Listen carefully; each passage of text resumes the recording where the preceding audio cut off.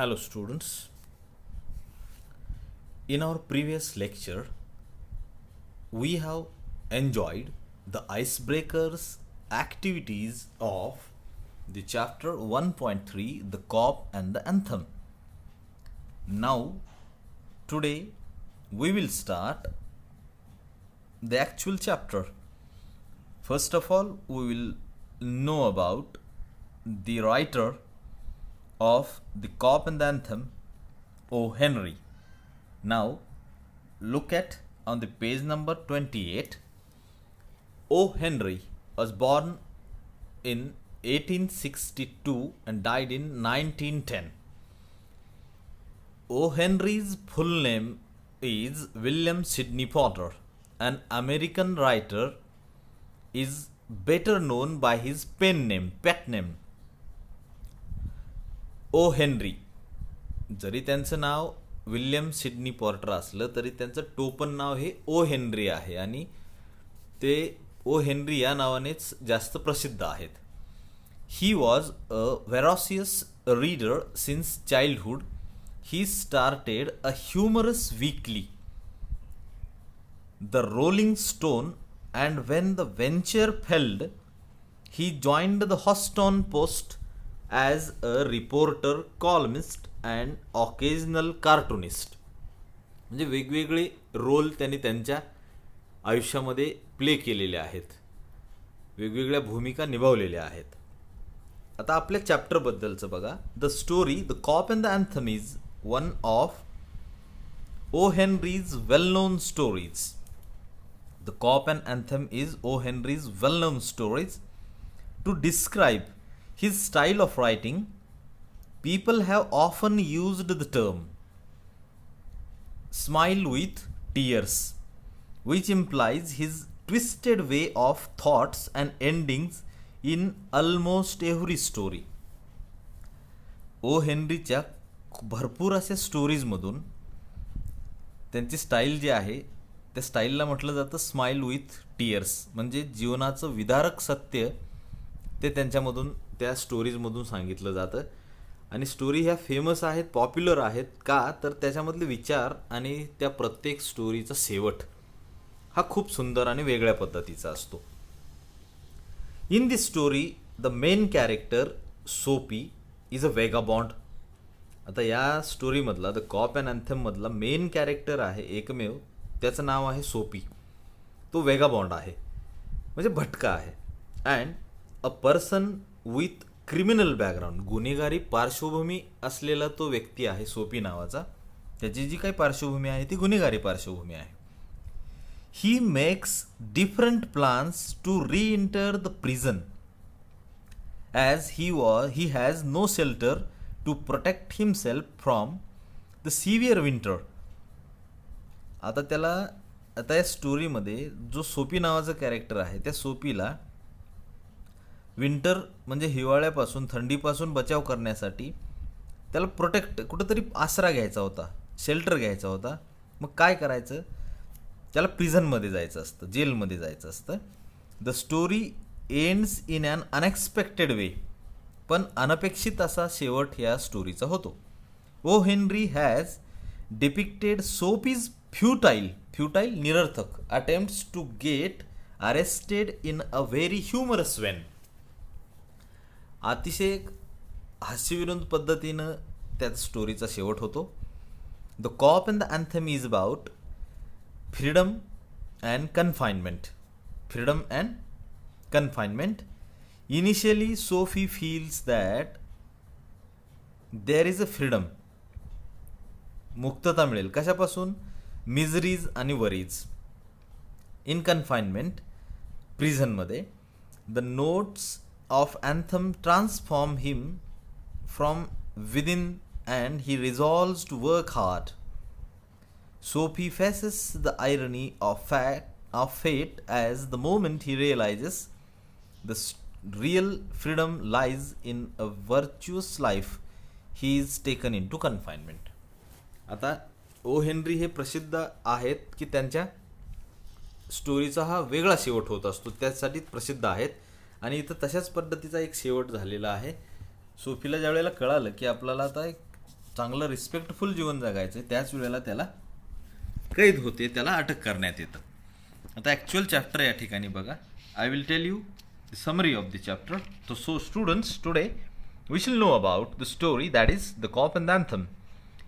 I will repeat, this story is about Soapy, the main character of the story, that is Soapy, and students, the only character whose name is given in the story. It is the only character. आता या ठिकाणी पुन्हा एकदा तुम्हाला सांगतो की ही गोष्ट, ही story कशा संदर्भातली आहे. यामध्ये एक सोपी नावाचं मेन कॅरेक्टर आहे, मुख्य पात्र आहे. आणि तो सोपी जो आहे तो एका पार्कमध्ये बेंचवरती राहत असतो. त्याला घर नाही, त्याला जॉब नाही. मग आता हिवाळ्यामध्ये खूप थंडी आहे, कडाक्याची थंडी आहे, आणि त्या थंडीपासून स्वतःचा बचाव करण्यासाठी त्याला जेलमध्ये जायचं असतं. मग जेलमध्ये जायचं म्हटल्यानंतर खूप काहीतरी गुन्हा करावा लागेल, काहीतरी ऑड थिंग्स करावे लागेल. मग त्यासाठी तो प्रयत्न करतो, आणि त्याचे कोणते प्रयत्न आहेत ते याच्यामध्ये सांगितलेले आहेत, आणि त्याचा शेवट कसा होतो. तर बघा आता, Soapy was a homeless jobless person. Soapy was homeless jobless person. You can say him a vagabond, a person who wanders from place to place without a home और a job. Soapy used to live in a park in Madison Square. Madison स्क्वेअरमध्ये एक park आहे, आणि त्या पार्कमध्ये Soapy राहतो. That was a very old park and he slept on a bench in the park. त्या पार्कच्या जो बेंच आहे तिथं तो झोपायचा. Beside fountain. No one took objection on his stay over there. कोणाला काहीही ऑब्जेक्शन नव्हती. Summer was pleasant in an open park, but what about the winter? Winter was very difficult seasons to spend. म्हणजे उन्हाळ्यामध्ये पार्कमध्ये राहणं हे खूप pleasant आहे, पण आता या ठिकाणी हिवाळा तिथं घालवणं हे खूप अवघड आहे. स्पेशली कधी, the night in an open park. Residents of Madison Square left their homes due to severe cold. तिथले जे रहिवासी आहेत त्यांनी मॅडिसन स्क्वेअर सोडायला सुरुवात केली, कारण तिथं खूप थंडी असते. त्यांनी तिकीट घेतले आणि went to some other places to spend the winter. म्हणजे फक्त विंटर पुरतं मर्यादित त्यांनी तिथला मॅडिसन स्क्वेअर सोडला, आणि ज्या ठिकाणी एवढे कडाक्याची थंडी नाही ते त्या ठिकाणी निघून गेली. Soapy's winter home was Blackwell's Island, that is the jail, winter island. Actually that was a prison, that is jail. Prison म्हणजे ते जेल होतं, आणि कुठलं, विंटर आयलंड, त्या ठिकाणी त्याला जायचं होतं. He did some wrong every winter and the cop, that is the police, the officer, I mean policeman, put him off the jail. म्हणजे त्याचं ते नेहमीचंच होतं. प्रत्येक वर्षी तो विंटर आला की काहीतरी करायचा, पोलीस त्याला पकडायचे आणि जेलमध्ये घेऊन जायचे.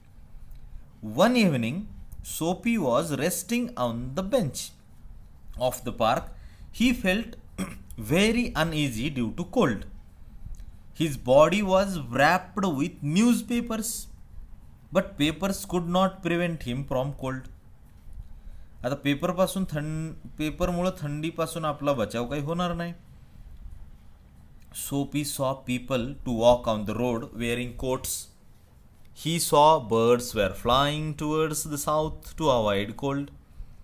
म्हणजे माणसं जात आहेत, पक्षी जात आहेत या ठिकाणी या थंडीपासून वाचण्यासाठी. He saw a dry leaf fell on him and ground also.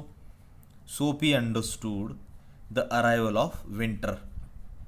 It was his time to change the place for 3 months. आता याचा टर्न होता की 3 महिन्यासाठी याला ती जागा चेंज करायची होती.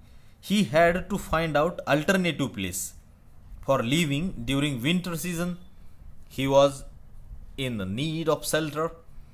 There were some houses of charity in the city. But Soapy did not want to go there because he had to meet many personal inquiries in that place. He had to maintain personal cleanliness also. he preferred to stay in a prison, in a jail, where he could be lost through law and order of the court. He could get a bed to rest there, he could get food to eat there, no tension and no worries, just 3 months to spend over there. सोपीच्या डोक्यामध्ये एकच होतं की आपण काहीतरी गुन्हा करायचा आणि 3 महिन्यासाठी, जेवढा कालावधी इकडं थंडी आहे तेवढ्या कालावधीसाठी जेलमध्ये जाऊन राहायचं. त्या ठिकाणी बेड मिळेल, खायला मिळेल, आश्रय मिळेल, सगळंच मिळेल. यासाठी त्याच्या डोक्यात ती आयडिया होती. आता नेक्स्ट व्हिडिओमध्ये आपण पाहूयात की त्याच्या कोणत्या कोणत्या आयडिया आहेत आणि तो कशा पद्धतीनं जेलमध्ये जातो. थँक्यू.